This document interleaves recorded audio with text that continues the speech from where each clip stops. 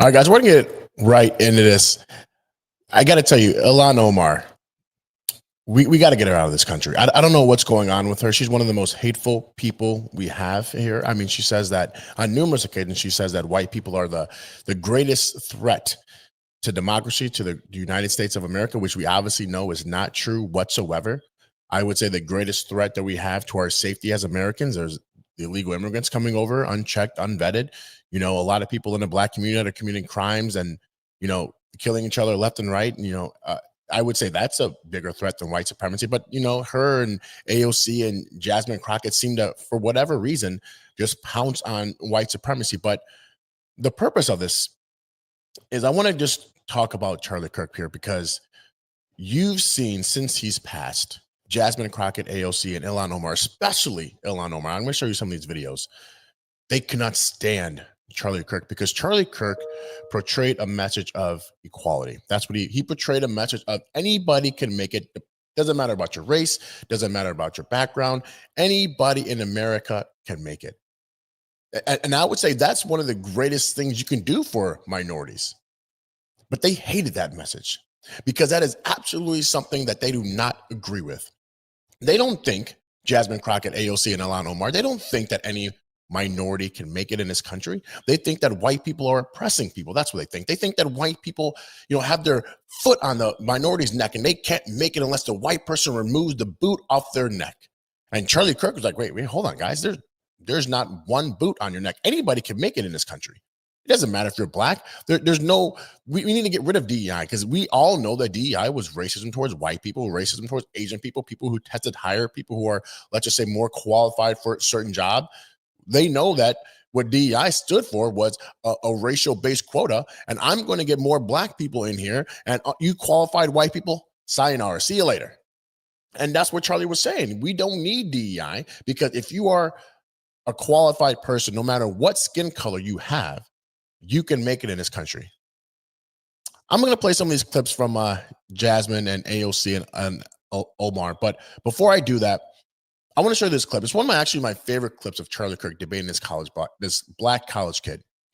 And the black college kid had a little problem with Charlie Kirk because he felt that Charlie was not portraying himself correctly. He felt that Charlie was not understanding the black problems and all this other crap, and black people are the victims. And that's not Charlie. Charlie was the guy that it said that it doesn't matter your skin color, anybody can make it. And that the Democrats hated that. They hated that message. Charlie Kirk was not even close to racism. Here's a point. Charlie was so not a racist that he gave black people the opportunity and gave them the mentality, gave them the mental focus to say, look, if you want to make it in this country, you can do whatever you want. You just have to work hard. The Democrats don't have that message. You know what the Democrats' message is? You're the victim. If you're black, you're slavery or reparations. You need all this because you can't make it because you're too stupid. You can't do it. And Charlie Kirk said, I don't agree with that. You as a black man, you are smart enough in America. You can make it. You just have to have an opportunity to do whatever you want. Stop thinking that you're the victim and excel in life. And that's all that he was trying to portray. And I want to show you this clip of Charlie and this guy. I am a black man, and because of the, I'm not qualified enough to be here. Yes, I am. Okay, great, then you belong. But why do I have to prove that to you? You don't. You brought it up, I didn't. Okay, but can you explain to me your position on DEI? Yes, people should not be in positions just because of the color of their skin. Hard stop. Okay, but do you feel like I'm here because I'm not feeling anything towards you, actually. Okay, I'm not prejudicing you, I'm not stereotyping you. I'm saying that it's a material. I'm not saying you are. I'm not saying you are. No, you are. You said I don't feel comfortable being here. You started with. I didn't say I wasn't comfortable being here. I said I feel like you made it to where I got here through DEI. So let's examine that. What have I said that makes you feel that way? When you mentioned how DEI is only just putting people of color and marginalized groups in spaces, even if they're not so correct. Qualified. That's exactly what DEI does. But that's not all that it does. You're categorizing it as something it isn't. No, that's exactly that is the charter mission. That's not all. Okay, so diversity, equity. So equity is outcome based. Is about making people who are of different skin colors have the same outcome regardless whether or not they are qualified. The best example we have of this is the Students for Fair Admission Harvard Supreme Court case, where black students, they did not, literally they could have a SAT score 300 points lesser than the Asian equivalent and still get into Harvard. That is DEI in practice.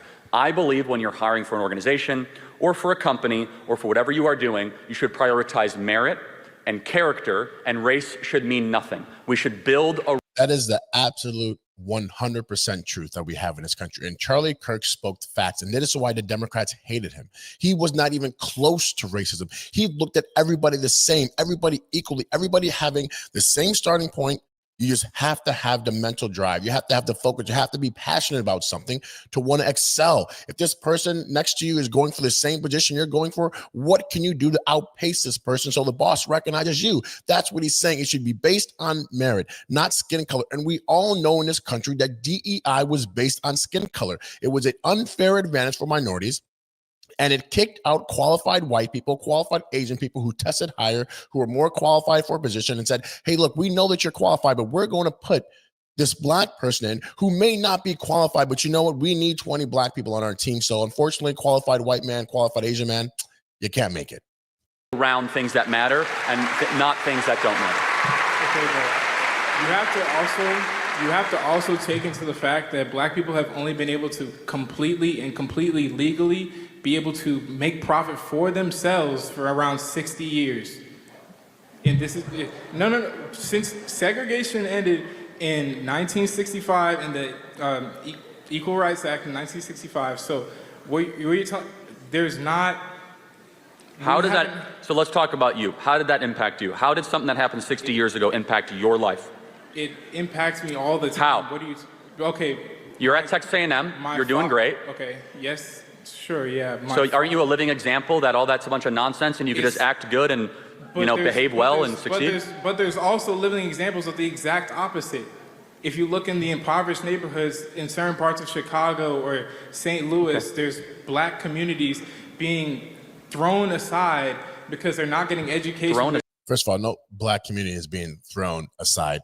This is the problem that the Democrats have, is that they have infected this country with nonsense that makes other black people think that they can't make it in this country. That this kid is what, 22, 23 years old, talking about 1964, the Civil Rights Act in 1965, and talking about how it affects him. What is he talking about? He's in college with other white people in the same campus talking to Charlie Kirk and talking about, well, I don't have it right. And this is a problem. The Democrats' message is super infectious, especially on the young people, because especially on the young minorities. This young kid who didn't experience slavery, who didn't have to experience segregation, who didn't experience any of that, is talking about how he's a victim. And Charlie Kirk is literally saying, you are not a victim. You're in that campus with all these other white people doing the same thing that they're doing. You can make it in this country. And that is the biggest non-racist thing in America. Charlie Kirk was such a non-racist. He gave black people the mental fortitude to say, you know what? Screw what the Democrats are saying. I don't look at you as a victim. I don't look at you as less than. I look at you as just like me. And you can make it in this country. But this 20-year-old kid, 22-year-old kid thinks he's a victim. Equal Rights Act in 1965. So what you're talking, there's not. How does that, so let's talk about you. How did that impact you? How did something that happened 60 years ago impact your life? It impacts me all the time. How? What do you, okay. You're at Texas A&M, you're doing great. Okay, yes, sure, yeah. So aren't you a living example that all that's a bunch of nonsense and you could just act good and, you know, behave well and succeed? But there's also living examples of the exact opposite. If you look in the impoverished neighborhoods in certain parts of Chicago or St. Louis, there's black communities being thrown aside because they're not getting education. Thrown aside? Okay, yes, so aside. I think we can get somewhere. Why have the black community gotten poorer since the passage of the Civil Rights Act? Tell me that. Because of the way the culture has been perpetuated through the years. Hold on, think about it. So they were richer when we were segregated and more racist. America's become less racist. What about Tulsa? Yeah, no one's going to defend what happened in Tulsa again. But let's talk. We're talking about a lot of different cities. We're talking about Chicago, Tulsa. But let's again. This is a very important point. Why is it that Black America has gotten richer on average, poorer on average, since America passed all these anti-racist laws? I can't answer them. Okay, yeah. So do you think the fact that 70% of black youth don't have a dad around is probably pretty important? That's because of the culture. Respectfully, allow me to interject. Look at what this kid said. He said because of the culture. He's not taking responsibility for himself. Culture. He's not taking responsibility for himself. He's talking about the culture. The culture of black people is not anybody's responsibility besides the black people. It's not the white man's fault. Okay, it is not the white man's fault that black fathers are not raising their kids and not taking care of their responsibility. It's not the white man's fault that these black people are abandoning the women that they're having kids with and just saying, hey, sayonara, see you later, you're on your own. So, of course, when a single mom, which is one of the hardest jobs out there to do, is raise, especially a boy, when she's at work and this guy has no male role model, he's going to get in some trouble, especially in a poor black community when there's gangs, when there's what happens if you're just like walking down the street and you're a young black kid and your mom's at work and you got no father and you're getting picked on, and then these teenagers that are in black gangs say, hey man, you know what, join with us. You join with us, we'll make sure you don't get picked on. And guess what, now this kid's in a gang. Now this kid has to put in work. Now this kid has to get some type of street cred by doing all this crime and all this other stuff. And that's how crime happens. And that's how these young kids get into these gangs, get acclimated into these gangs and start doing crime. And guess what? They become a problem for society. And by the time they're 18 or 20 years old, they're either in prison or dead. And again, it starts at home. It's not the white man's fault that the black father doesn't take care of their kids. But this is what the Democrats don't want you to know. And Charlie literally said it's not their fault. It is the black responsibility to make sure they're raising their kids. It's not the white man's fault. How can the Democrats even acknowledge that? But we have Jasmine Crockett. The next one we're going to play is Jasmine Crockett. And I'm not a fan of Jasmine Crockett. I think she says the most nonsensical things ever. But she hates Charlie Kirk. And again, she is a victim for whatever reason. She thinks that black people are victims and white supremacy. And here's the thing: can you tell me the last white supremacist attack? I can't even remember. Her and Ilhan Omar think that white people are the greatest threats to America, which is clearly not true. When was the last white supremacist attack? When was the last time you heard in the news, oh, white supremacists are going around attacking black neighborhoods? When did you heard that? Well, I can tell you the last time there was a black criminal. Remember that black guy that was on the subway that killed that Ukrainian girl that was full of black people on the bus? And then after he stabbed her in the neck, he said, yeah, I got that white girl.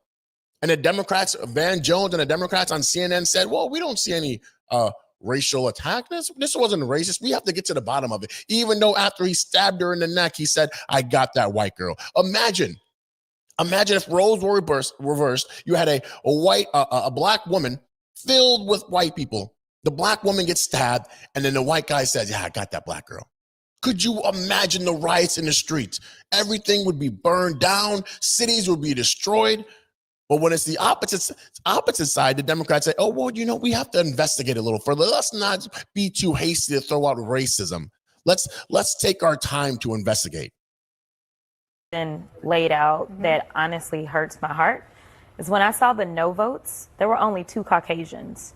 For the most part, the only people that voted no were people of color, because the rhetoric that Charlie Kirk continuously put out there was rhetoric that specifically something that you heard the senator not see how harmful his rhetoric was specifically to us. And I can tell you that a month prior to him passing away, he had actually gotten out on his podcast. I wasn't aware of this at the time, but he got out there and he was talking negatively about me directly. So if there was any way that I was going to honor somebody who decided that they were just going to negatively talk about me and proclaim that I was somehow involved in the great white replacement, yeah, I'm not honoring that kind of stuff, especially as a civil rights attorney, and understanding how I got to Congress, knowing that there were people that died, people that were willing to. Listen, you got to Congress because you're black and they thought it was cool to hire a black representative. And as soon as you get hired first of all, by the way, white people elected you. These black Democrats out there that are thinking that they got elected because they're cool or because,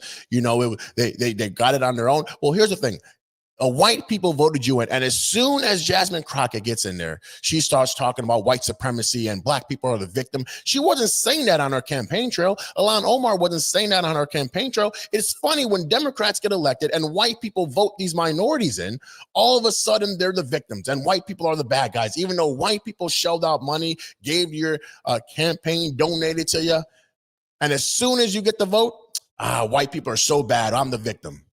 To die that worked to make sure that voices like mine could exist in this place. So to me, just like we wanted to make sure that those Confederate relics were taken down, the idea of a new age relic being propped up was something that I just could not subscribe to.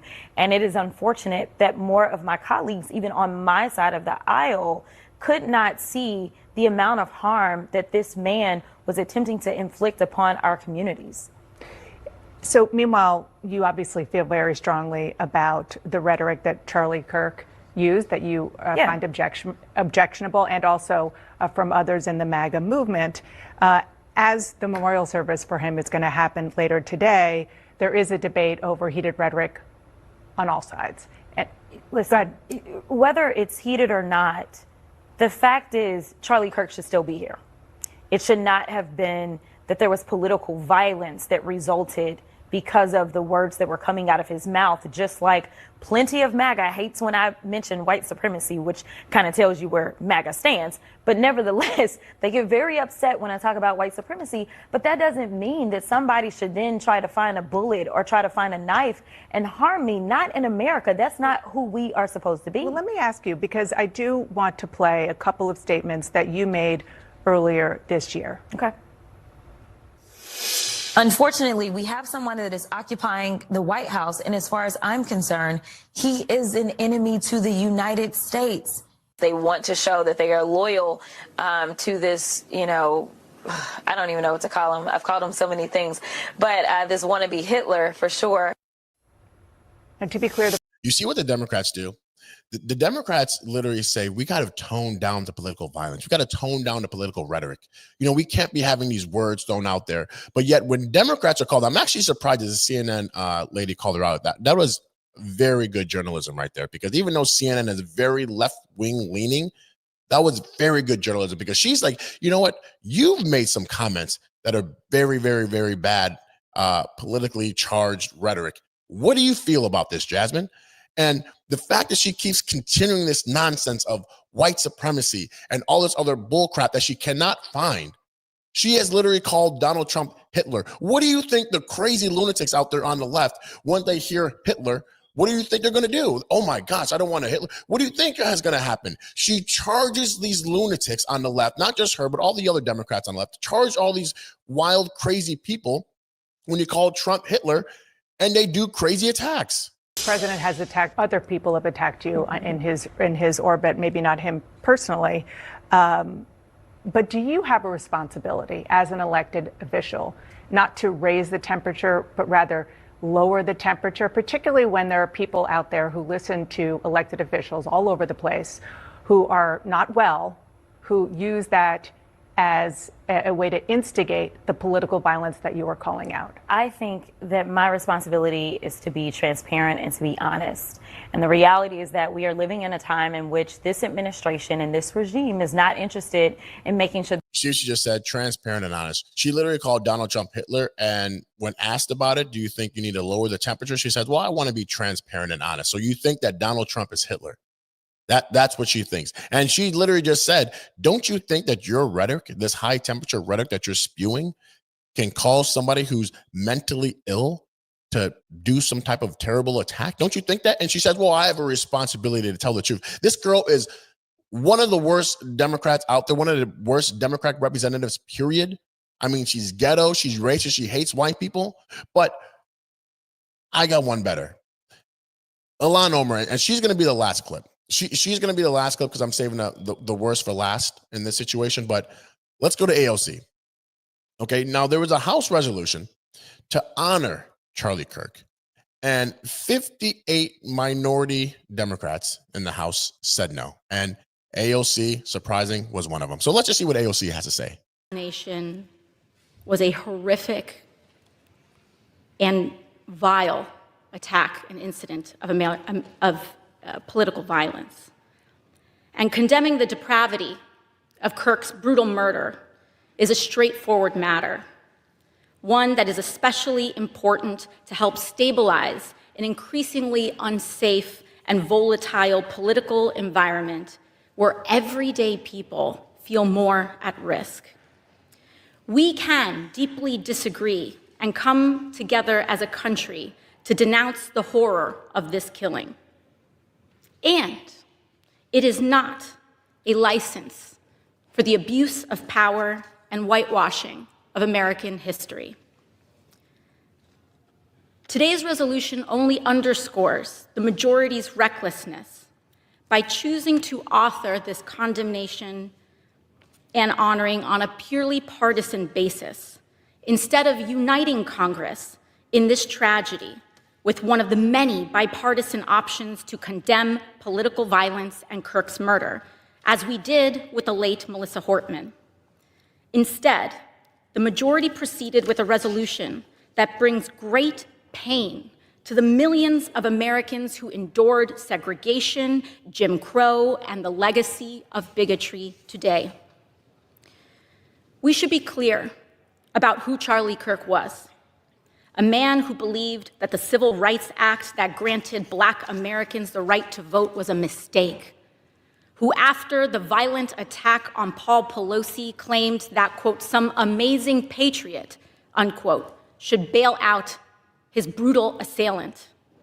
And accused Jews of controlling, quote, not just the colleges, it's the nonprofits, it's the movies, it's Hollywood, it's all of it, unquote.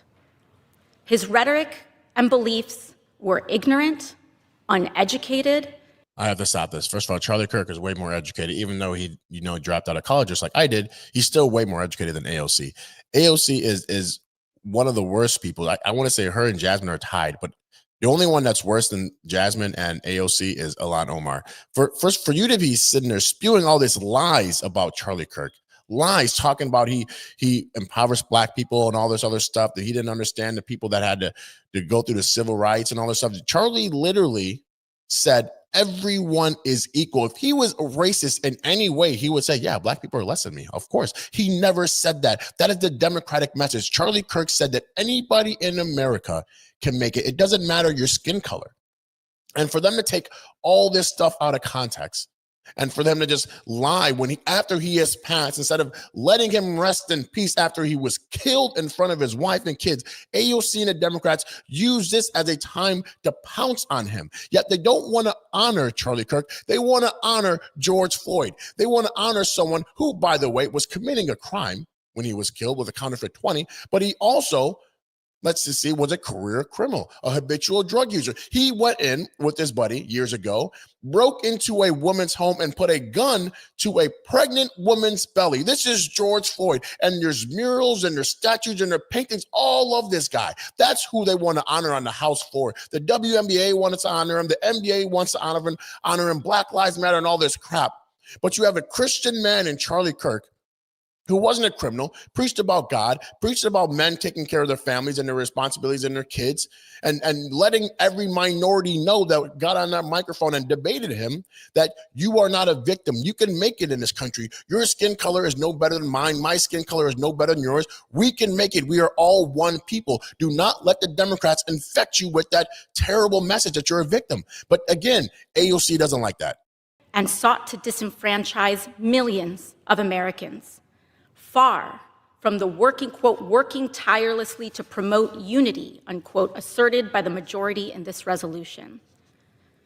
It is equally important that Congress does unite to reject the government's attempt to weaponize this moment into an all-out assault on free speech across the country, all in the name of Charlie Kirk.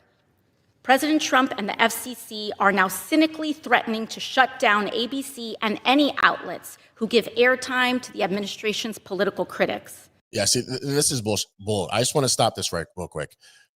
Jimmy Kimmel, Jimmy Fallon, Seth Meyers, they have been critical of Donald Trump for years, and they've still been on air. It has nothing to do with him being critical of Donald Trump. They don't care about that. What they care about is Jimmy Kimmel going live after the FBI and all the police investigations said that this guy was not right-wing leaning. This guy was dating a transgender, left-wing leaning actually, and wanted to kill Charlie because he did not like that he was against the trans and gay movement. He felt that Charlie was hindering the trans and gay movement. This guy was living with his transgender boyfriend, and that's why he did this attack against Charlie. Even with all this factual evidence by the FBI and the police in Utah, Jimmy Kimmel still says, you know what? I don't care about that. He was a MAGA. He was a MAGA person. And the MAGA is trying to pass this off when he knows that all of us MAGA know that he was one of ours. When you're on TV and you represent a company and you spew this false information, of course they're going to take action. It's factual evidence. He was a left-wing lunatic who had a transgender boyfriend. And he wanted to kill Charlie because he was against the trans and gay movement. Period. End of story.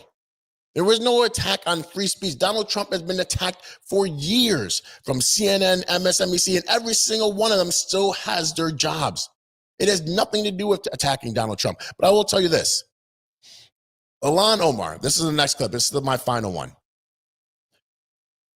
She is probably one of the worst Democrats, one of the worst people ever, period. She is from Somalia, represents Minnesota. By the way, Minnesota has been taken over by Somalis. Her, Omar, Fatah, it is terrible in Minnesota now. Go to Minneapolis. The guy who's the mayor right now, Jacob Frey, who was crying over George Floyd, is probably going to be replaced by Omar Fatah, who represents who's a state Democrat senator in Minnesota. He's going to be mayor. Minneapolis right now plays the Islamic prayer 5 times a day over speakers. They got rid of the noise ordinance. There was a noise ordinance back in the day that you couldn't be loud and all this other stuff. They've got rid of that, allowed the Islamic prayer to be played 5 times a day in Minneapolis. Ilhan Omar and Omar Fatah, okay, both from Somali, both have literally said word for word that the greatest threat to America, get this, are white people. Even though white people voted them in. You think it's Somalis, all these Somalis that are voting you in? No, white people saw that you were a Democrat. You were probably going on a campaign trail saying, whatever that they liked, and they voted for you. And as soon as you get their vote, you attack America and you attack white people, and you sit there and say, well, white people are the biggest threat and white supremacy, just like Jasmine Crockett. When is the last time anybody ever heard of a white supremacist attack besides Dylan Roof 10 years ago?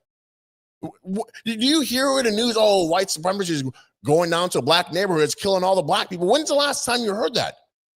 But I'll argue that the black community right now, those ghetto thugs and some, not all, but a lot of people in the black community are more of a dangerous threat to America. I'll say that, but they don't want to say that message. But I'm going to go to Ilhan Omar. And Caitlin Collins on CNN was asking Ilhan Omar, you know what? Even though I don't agree with what Charlie Kirk said, don't you think that your words are jarring right now when you're talking about Charlie Kirk? Listen to what Omar had to say. Jarring is that there are so many people willing to excuse the most reprehensible things that he said, that they agree with that they're willing to have monuments for him, that they want to create a day to honor him, and that they want to produce resolutions in the House of Congress honoring his life and legacy. It is one thing to care about his life, because obviously so many people loved him, including his children and wife. But I am not going to sit here and be judged for not wanting to honor any legacy this man has left behind. That should be in the dustbin of history, and we should hopefully move on and forget the hate that he spewed every single day. But I find hearing those words makes me angry, because Charlie Kirk has done more for America than this piece of crap Somali has, than this person who's come over here from another country, by the way, and has talked bad about America, talked bad about white people, and yet she says that we need to forget Charlie Kirk's legacy. Charlie Kirk's legacy will never be forgotten. He inspired millions millions across the country, even across the world. Charlie Kirk was known. He has done more for America than you, my friend, and you're not even from America. So how dare you disrespect Charlie? How dare you disrespect America and say white people are the biggest threat and all this other crap? Okay, Charlie Kirk is we should have statues of this guy. We should have murals and all this. We should have some type of day for Charlie to remember that he was assassinated in front of his wife and kids for words. He wasn't even a politician, and he was killed for his words because the killer Tyler Robinson, felt like Charlie was going against the trans and gay movement. That's why he was killed. But it was probably deeper than that. Charlie Kirk was a leader. We all know that Charlie Kirk, even though he was 31, probably would have became president one day. And I guarantee you, okay, he probably would have had more support than Donald Trump ever did. Because let's just remember, Donald Trump didn't have the support from everybody. When he first came and he was down that escalator and he announced, there were a lot of Republicans that did not like Donald Trump. There were a lot of Republicans that wanted, Jeb Bush and all these other people. And it wasn't until Donald Trump started gaining steam that they're like, okay, we're going to put our support behind Donald Trump. Every single conservative will be behind Charlie Kirk if he would have ran and if he were to still be alive today. Every single one. There would be no debate. Everybody would say, yep, that's the guy. That's our leader, 100%. And he would have crushed anybody that was against him. And the left knew that. And instead of honoring him and letting him rest in peace, these Democrats, these minority Democrats in the House, these 58 that said no to honoring Charlie Kirk, have made themselves be hated in this country.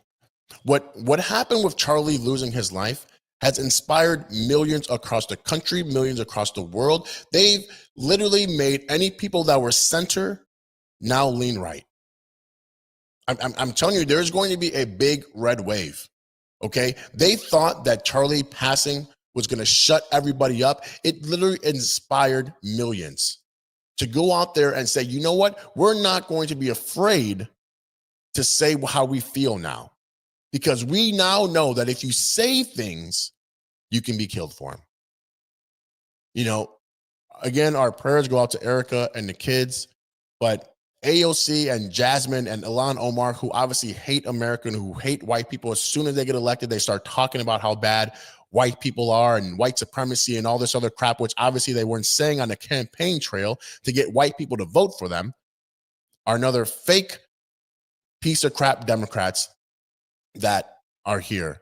And we have lost Charlie, one of the greatest conservative leaders we've had, period. He was the leader. And yet we still have Ilhan Omar and Jasmine Crockett and, AOC spewing this hate about Charlie, when Charlie has done more for America than all three of those people combined. All right, guys, catch me on the next one. Like, comment, subscribe. I'm out of here.